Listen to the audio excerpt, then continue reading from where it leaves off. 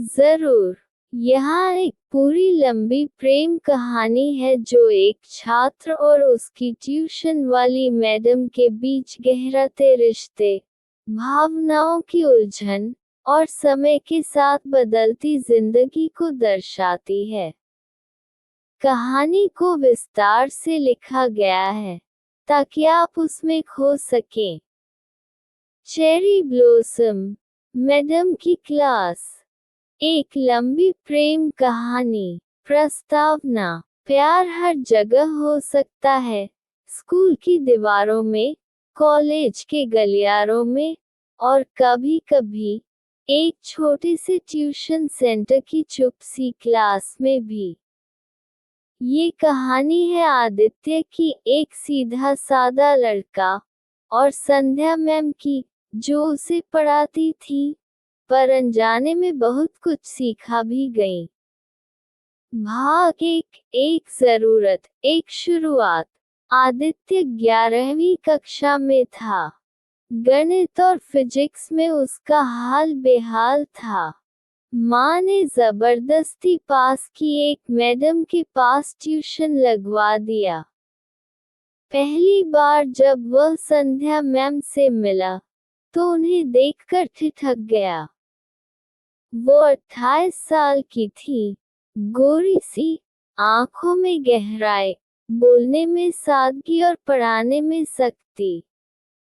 बैठो, उन्होंने बिना मुस्कुराए कहा। आदित्य को लगा, ये तो बड़ी खड़ूस हैं।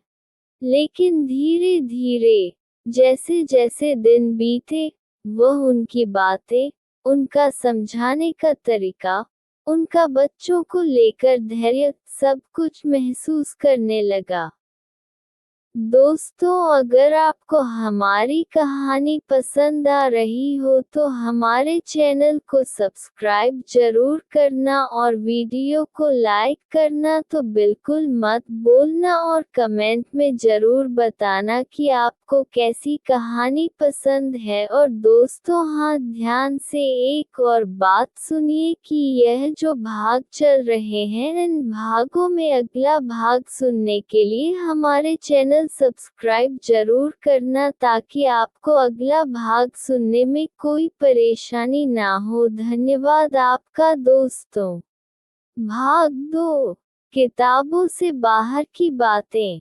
अब आदित्य रोज समय से पहले आता, क्लास के बाद रुक भी जाता। एक दिन उसने हिम्मत करके पूछ ही लिया, मैम, आप कभी थकती नहीं हैं क्या? इतने बच्चों को पढ़ाना, घर का काम। संध्या मुस्कुराई। पहली बार। थकती हूँ, पर फिर तुम्हारे जैसे बच्चे जब कहें कि समझ में आ गया, तो सारी थकान उड़ जाती है। उस दिन आदित्य को उनका मुस्कुराना बहुत अच्छा लगा। भाग 3, दिल की दस्तक। अब कुछ बदल गया था। जब वो मैडम को देखता, तो कुछ महसूस होता। वो ध्यान से उनके सवाल नहीं, उनकी आंखें पढ़ने की कोशिश करता। वो सोचता, क्या ये प्यार है? उसे खुद पर हंसी आती। अरे, वो 28 की है, तू 17 का। ये कैसे हो सकता है? लेकिन दिल कहाँ मानता है। वो मैडम की पसंद नापसंद जानने लगा, उनकी छोटी छोटी बातें नोट करता। संध्या भी समझ रही थी। वो समझ गए थी कि आदित्य उन्हें थोड़ा ज्यादा देखने लगा है, पर उन्होंने कभी उसे झिड़का नहीं। शायद उन्हें भी उसका ध्यान अच्छा लगता था। भाग 4, एक शाम की सच्चाई। एक दिन क्लास के बाद आदित्य ने कहा, मैम, आपसे एक बात कहनी है। संध्या चुप रही। शायद वो जानती थी क्या बात होगी। मुझे नहीं पता ये क्या है, लेकिन जब भी आप होती हैं, सब कुछ अच्छा लगता है। मैं कोशिश करता हूँ कि ध्यान पढ़ाई में लगाऊं, पर दिल वो कहीं और चला जाता है। संध्या ने लंबी सांस ली। उनकी आंखें थोड़ी नम हो गईं। आदित्य, तुम्हारा मन बहुत साफ है, लेकिन ये जो एहसास है न, ये तुम्हारे बढ़ते उम्र की उलझन है। ये प्यार नहीं, आदर है, आकर्षण है। और मेरा फर्ज है कि तुम्हें सही राह दिखाऊं, गुमराह नहीं करूं। आदित्य को लगा किसी ने दिल को पकड़कर दबा दिया हो, लेकिन उसने कुछ नहीं कहा। बस इतना बोला, आपकी इज्जत पहले भी थी, अब और ज्यादा हो गई। भाग 5। विदाई। बोर्ड के एग्जाम आए। आदित्य ने खूब मेहनत की। अच्छे नंबर आए।